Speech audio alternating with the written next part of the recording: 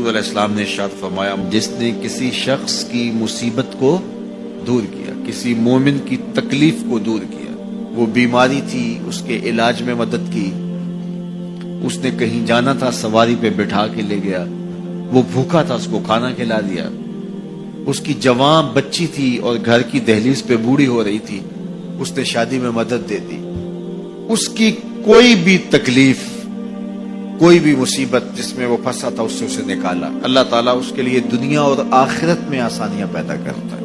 اگر آپ یہ چاہیں کہ میری زندگی سہل گزرے تو لوگوں کی زندگیوں کو سوکھا کر دو۔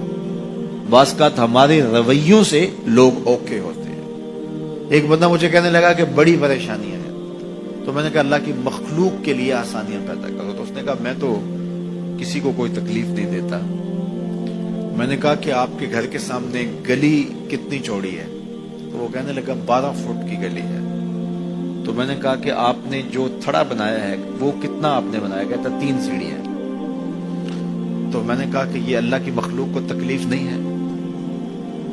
12 فٹ کی گلی ہے، لوگوں کی بیچاروں کی کبھی گاڑیاں بھی گزرتی ہیں، جنازے بھی گزرتے ہیں، اور تم نے 3 سیڑھیاں اس گلی کے اندر رکھی ہوئی ہیں اور تم سمجھتے ہو کہ میں کسی کو تکلیف نہیں دے رہا۔ تم لمحہ لمحہ اللہ کی مخلوق کو تکلیف دیتے ہو۔ میں گزرا ایک گلی سے تو اچانک لائٹ چلی گئی تو میرا گھٹنا زور سے ٹکرایا تو زخمی ہوا۔ کتنے دن زخمی نہیں، پرانی بات ہے۔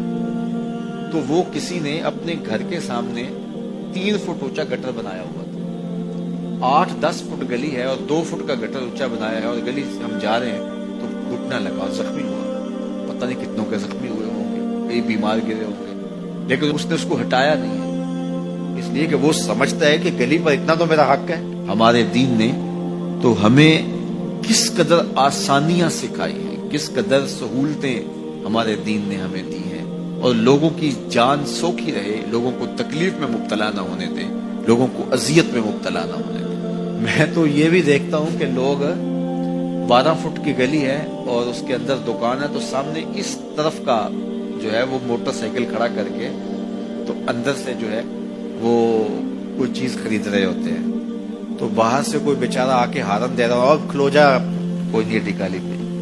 یعنی یہ بدتمیزی کی انتہا ہے، اور یہ ہمارے معاشرے کا المیہ ہے، لوگوں کے لیے اذیتیں پیدا کرنا، لوگوں کے لیے تکلیف پیدا کرنا، جبکہ ہمارے دین کی تعلیمات یہ ہیں کہ دوسروں کے لیے آسانیاں پیدا کرو، دوسروں کے لیے جو ہے وہ خیر پیدا کرو تو تمہارے لیے خیر پیدا ہو۔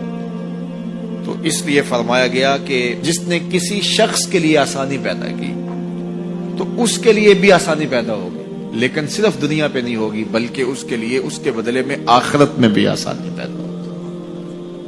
تو یہ اگر ہم مزاجی زندگی بنا لیں تو وقت نہیں لگتا کوئی اس پہ، تو اللہ تعالیٰ جل شانہ آسانیاں پیدا کر دیتا ہے۔ ویسے بھی آپ کسی کی دل جوئی کریں، کسی شخص کی مدد کریں، کسی کے لیے آسانی پیدا کریں محض اللہ کی رضا کے لیے، آپ کے اندر جو طمانینت اترے گی، جو ٹھنڈ پڑے گی، اس کا کوئی جواب ہی نہیں ہے۔